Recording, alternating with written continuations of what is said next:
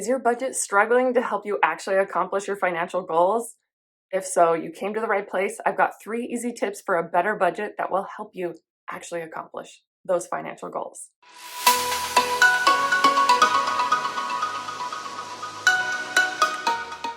Hi, I'm Lisa Shader, financial coach and creator of Money Fit Moms, where women learn how to save and invest so they can worry less, live more, and make the world a better place. If you want great financial tips and inspiration from moms who are balancing motherhood with meaningful work, please subscribe and hit the bell to get notifications of new videos. Okay, welcome, Janae Chandler, my first guest on my official YouTube channel, which I just made the other day. I've been doing these kinds of interviews on Instagram, but I found it was hard to use other places, so I'm moving to YouTube. But the series that I've been doing is Moms Making It Work, interviewing amazing moms who I come across who I would love to interview and just talk about how they are balancing motherhood, but also doing fulfilling work. And then I specifically wanted to interview you because we are in the same niche and we've been collaborating on this amazing budgeting course. So that's what we're going to be talking about today is budgeting. And we've got some like really cool gems, some 3 tips about budgeting. And when I had an opportunity to go through your budgeting course when we were collaborating on it, I thought, what do I have to learn? We studied with the same professor when we were in college, and so we had a lot of the similar methodologies. But you've been teaching this stuff for many years, so you've worked with so many people at a variety of income levels. So I really learned so much from your course, and so I wanted to present some of that here. So I'm really excited to go over that with you. But first, I want you to introduce yourself and just talk a little bit about your background, what you do, and then I'll be kind of bugging you with questions about how you balance that all with motherhood. So I should have started by introducing you. This is Janae Chandler. Janae, welcome. Introduce Hey, yourself. how's it Tell us going? about who you are, what you do, how you got here. Sure. So I am Janae Chandler. I have been teaching some version of personal finance for the last 10 years. I started out, I have a degree in a master's degree in public policy, and and I was studying right during the crash in 2008 and 2009.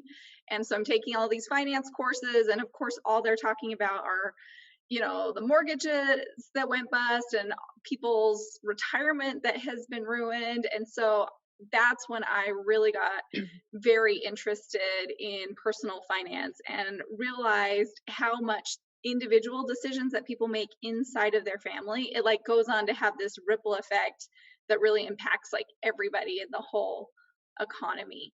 So right after I got done graduating, or after I graduated from school, I worked with the State Office of Education in financial literacy. And then I've taught in higher ed. I've taught personal finance in higher ed for like the last 9 years. Most recently at Brigham Young University, I helped them develop their online course for family finance.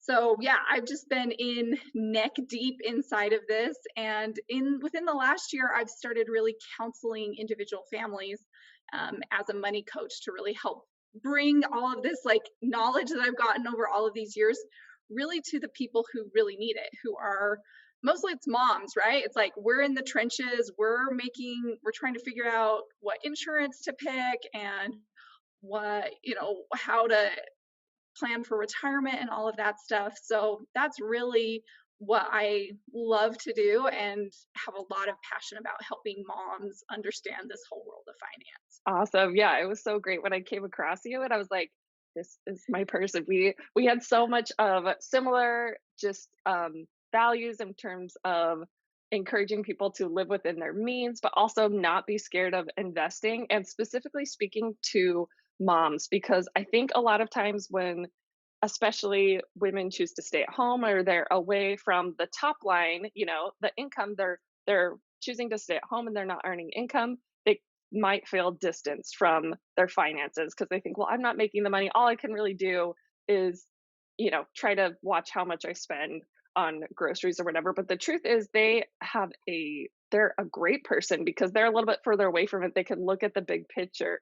And so if they're as motivated to start getting into investments. Like, it's amazing how they really can have a huge impact, not even just at reducing how much you spend or whatever, but on these big wealth building items. And so that's why I was excited, because you don't overly focus on just like, oh, like spend as little as you can. It's like, no, like make these big financial choices that take a little bit of bravery, because you might be the first person in your family to really get aggressive about saving and investing. That may not have been how you were raised. You might have been raised someone with debt, and just helping people rewrite the script in their family of how they treat money. And I really love that about you. And so, more about you. You are back in school getting your doctorate right now, correct? Yes. So I like that stage of life. So my youngest just started full-time school, which in the midst of all this crazy coronavirus, like I'm so lucky to have children who go to school at least some of the time. Right. Um, Yeah. but I really love like studying but finance topics, but I have recently really gotten into this interesting overlap between how like our psychology and our brain works and how that like interacts with how we handle money. And up at the University of Utah where I'm at, they have a really cool program that is where they teach their finance classes is inside of their human development program. So I like when I saw that that was like a possibility and it was close by and this timing is right in my life, like I totally jumped on it. I have awesome advisors that like it's crazy how they're like us. They're like so interested in these crazy finance these finance topics. So I know. it's I super know. fun. That's why I mentioned you in one of my social media posts, and I was talking about if how you also like to nerd about peer reviewed studies, but even more so than me because you're in your doctorate program. But it's so true. It's thinking people think, what does psychology have to do with money? And the truth is, it has everything to do with money. They just awarded Nobel Prizes the other day. It was someone here in California. And a lot of the economists that have won the Nobel Prize, right? It's this like it's helping people realize that this idea of Homo economicus, meaning this super rational human who makes their choices based on total logic and like spreadsheet decisions, is not realistic. We make decisions based on emotions, and that's in your course. You talk about financial set points, which blew my mind, about how we just get stuck in like, okay, this is where I am and this is fine and this is where I'm comfortable. So I don't need to do anything with my finances, and just helping people realize that yeah, like it's good. Like you're at a set point, but you can level up a little bit. And I think a set point a lot of people have, and maybe some people listening, is they get into this set point of, I have enough to provide for myself and I'm going to be able to retire. So that's just where I'm going to stay. And I think what I realized is that even when you have enough to provide for yourself, there's reasons even outside yourself to level up to the next level of maybe increasing your savings or investing rate or whatever it is that you need to evaluate. And the reason why is maybe there's a cause that you really want to contribute to. Like for me, it's educating women and empowering them with finance. Like that's my cause. And so I was talking to someone about that who they have a really healthy income and they have probably too much cash because they don't really feel like they have a reason to invest because they have enough to provide for themselves. But then when I started to ask her about, is there some cause that you find meaningful?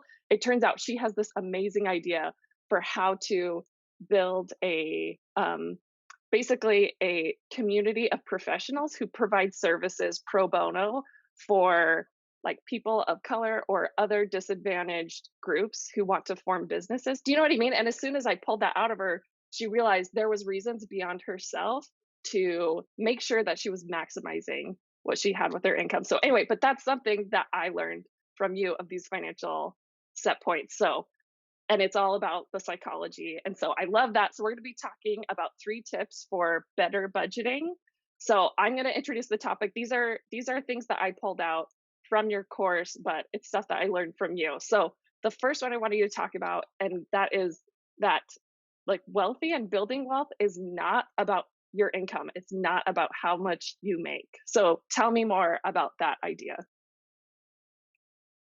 Sure. So this is like the most universal thing when like, and it's in the research data as well, that everyone, no matter where they're at on the income spectrum, everyone thinks if they just made a little bit more, then they'd be able to solve their financial problems, which is kind of hilarious when you think about it because like there's every income, right? So they're like the sort of the middle incomes are between like 50,000 up to about a little bit over 100,000.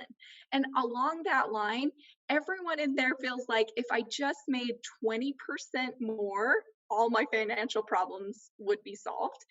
And when you think about it, what that means is there's someone out there who makes 20% less than you who thinks your income is the dream income. And like it's for every income. So, and the other really interesting piece of data, I just came across this recently in stuff that I'm working on, is that so if we think like we sort of have this concept in our mind that like money, like successful, like people growing with their income, like people who are increasing their net worth, that it ties really closely to income, but it doesn't actually. So the people who are saving, it's not that predictive. Like there's people who are saving at low income levels and there are people saving at high income levels. It really doesn't have to do as much with income as we think it would be. And so it kind of goes back to that point that you were talking about, Lisa, that it's a lot more about this set point. So we have this kind of concept in our minds about what is a normal amount to save and what's a normal amount to be in debt and what's a normal income. All of those things are, they're just kind of, and we like maybe we grew up with it or some maybe in college, like somewhere along the way, we sort of had this concept about what is normal. And when you think about like a set point, it's a little bit like a thermostat in your house that like when you're not at your set point, then the engines start firing, right? So like when you're not where you think you ought to be. So like people say you have two working spouses and someone their income goes down. Well, inside that family, they're going to say, "Oh, we need to make that amount of income. We're going to go out and look for jobs and we're going to feel stress until we get back up to our set point." But if you never had that as a goal or a vision in the first place, there's not going to be that kind of energy or sort of excitement around it. So that idea that if I just made more money, because it's with spending, right? Like spending works the same way that we have this certain amount that we are comfortable spending.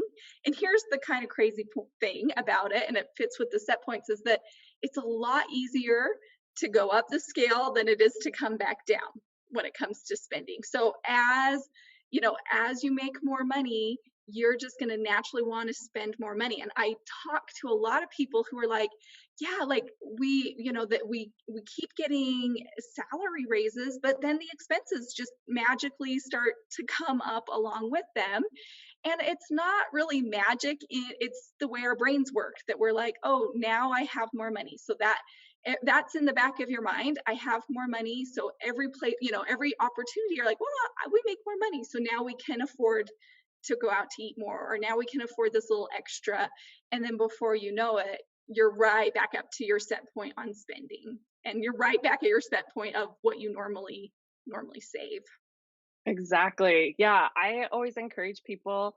A lot of people, they just look at the income because it's really easy to figure out, right? You see it on your pay stub, it's the number they tell you when they give you a job, when you get a raise, you're like, oh, this is what it is. But I tell people to just do like a tiny bit more work to figure out what their savings rate is and keep track of that.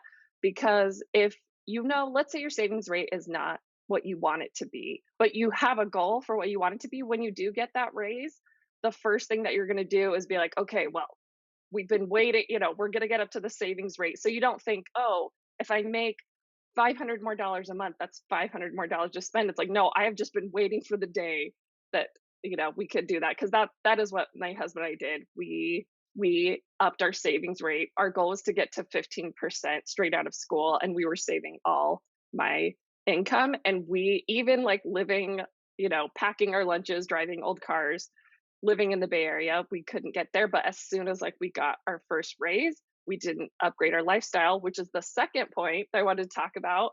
And that is waiting to upgrade your lifestyle and the effect that can have on your budget, on your savings rate, on your investing, like long term wealth. How important is it to wait to upgrade your lifestyle?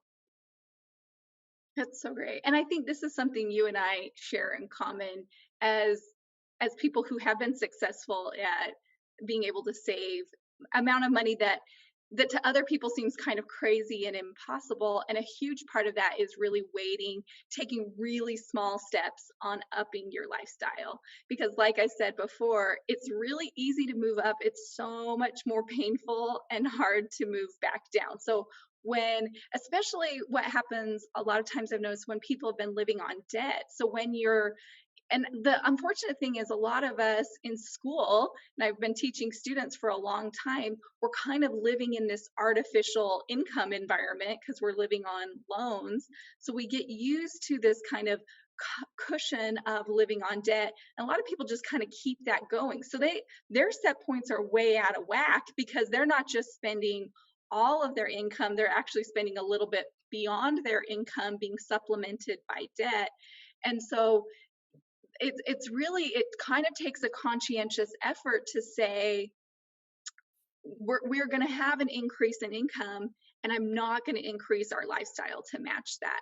And something I have been thinking about lately and trying to formulate is something that's so interesting is that this concept of what is required to live.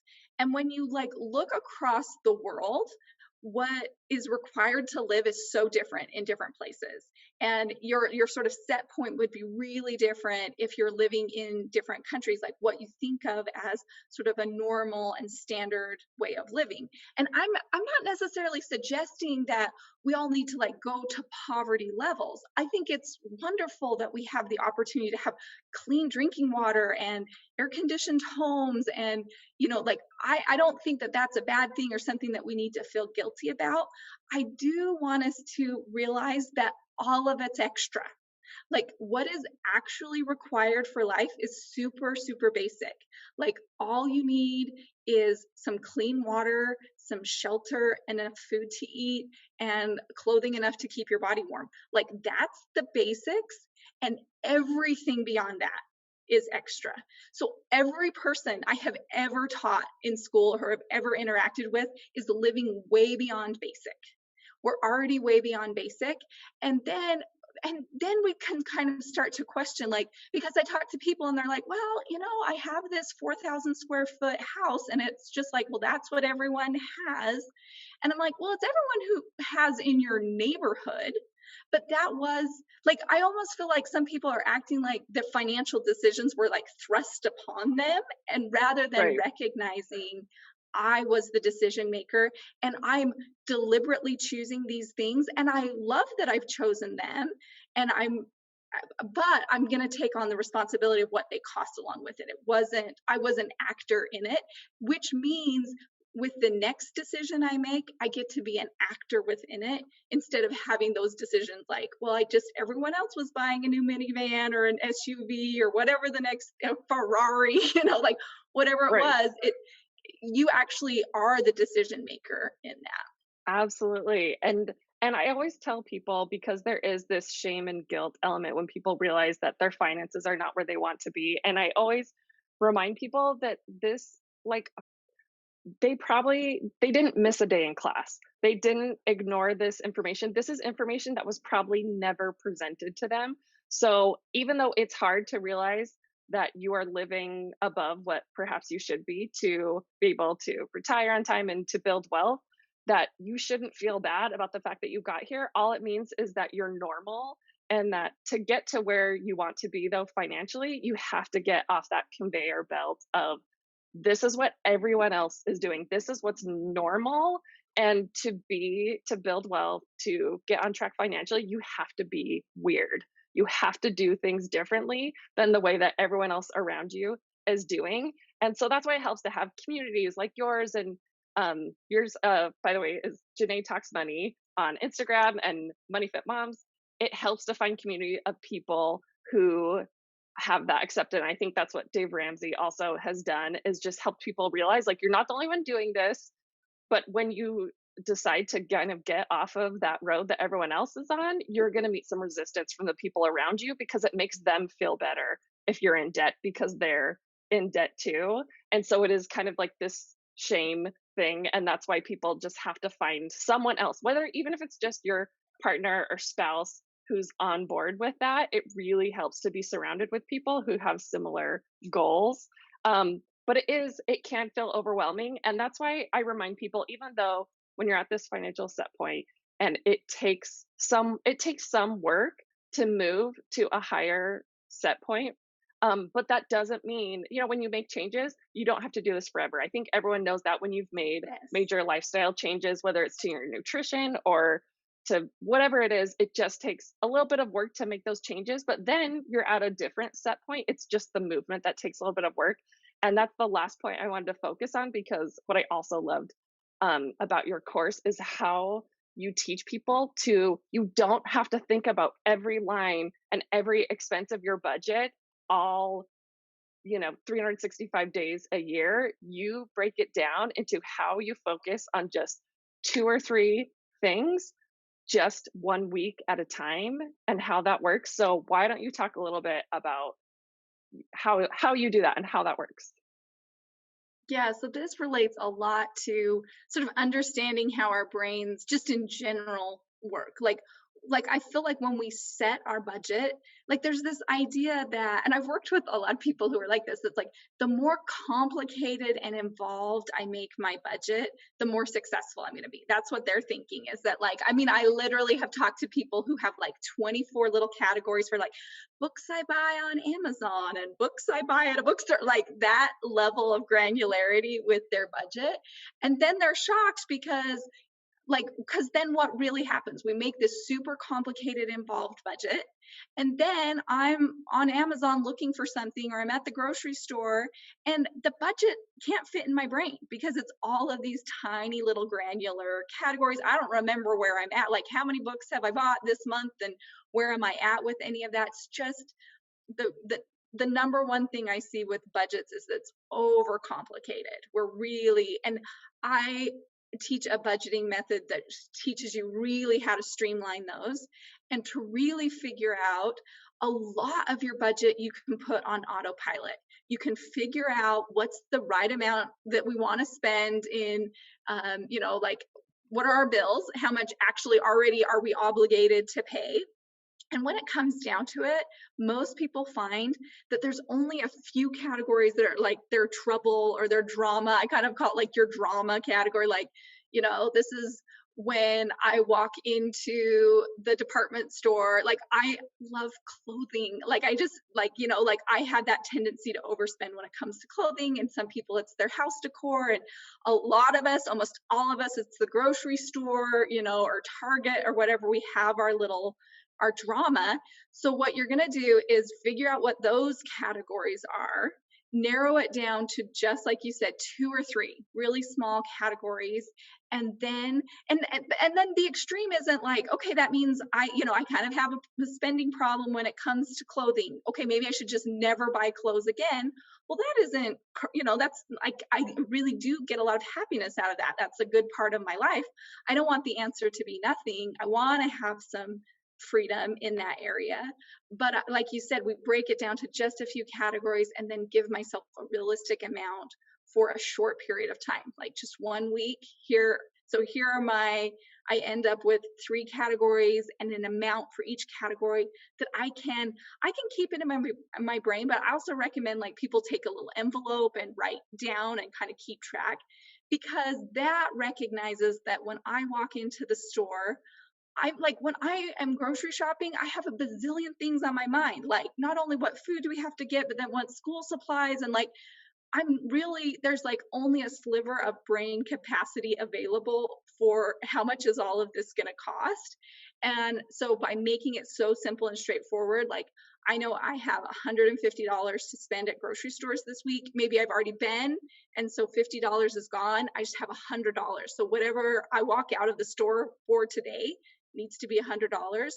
And I have found if I keep on track with those little tiny 3 categories, small amounts, weekly amounts, my whole budget works out. It's like kind of miraculous. Like it all works out just by focusing my brain power in this tiny little way.